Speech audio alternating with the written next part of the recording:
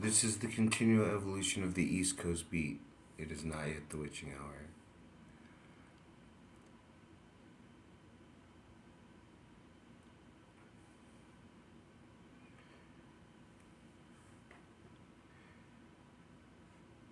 The words that we use to express ourselves,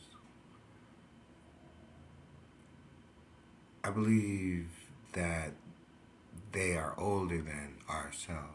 You know, we could all understand that as true. We can all reinvent the meaning of a word, be it whatever that meaning, whatever your I is. You know, when you begin a statement, I am, or I feel, I believe, I think, I've come to understand, this is what I know. Whatever that I is, I, yo, may, um, do, z, no. Um, so whatever that I is older than yourself.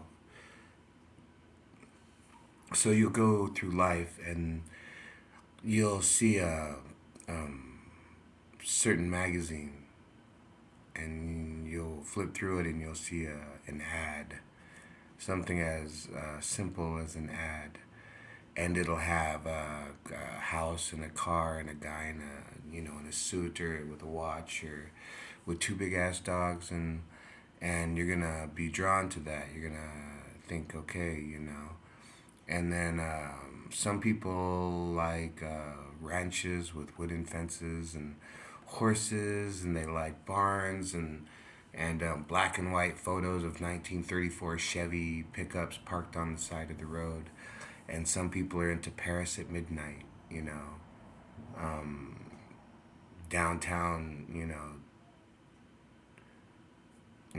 Denmark clubs at 2 a.m., a Dublin club at 2 a.m., you know what I'm saying?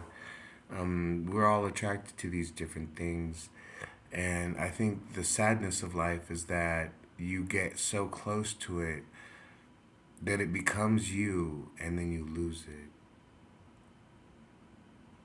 And then you can either hold on to that identity of what was. At one point I was, at one point I wanted it, at one point I thought, now this is. And there are people that hold on, some people that let go, and there are some people that fight because they're holding on, and there's some people that fight because they want to let go. So we go through our lives like that. But at one point I was a third grader. I was a soccer player. I was a kid who wished he could draw better with lead pencil. Number two lead pencil. I was a kid who never learned how to throw a frisbee. The way I wanted. Stuff like that. Like that's who I was, and in a way, that's who I am to this day. If I went out and tried to throw a frisbee, I wouldn't be as good as I wanted. You know. So, anyways, I was, I want, I will be. Um, like I say, when people try to silence you, it's not necessarily beneficial to you. I mean, if you're ranting and raving, there must be a reason. I mean, seriously. I mean, if somebody said, "Oh my God, there's aliens and they're invading the valley," and they have this technology where they look like men in purple suits, people would be like, "Man, you're so crazy." But the whole thing is, there was a time when someone said, "Hey, man, you can't outrun a pit bull." And I mean, the first time you see a pit bull come running at you, most people's natural instinct isn't to just start running. I think they understand they can't outrun a pit bull. Like if you've ever been in a car accident and you're about ready to smash into the car in front of you, you're not thinking like, "Oh, I'm going to eject," or you're just like, "Oh my God, I'm going to smash this shit." And that's just kind of how a lot of life is you see certain things when you're young, the good and the bad, the pretty and the ugly. You see things that you would never imagine you'd be so blessed to actually come to know in your life, and you come to know these things.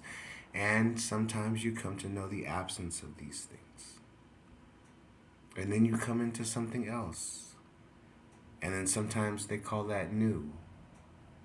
And then if you keep doing that, you're renewing yourself and you're living. And those around you get to live too. Forever and ever.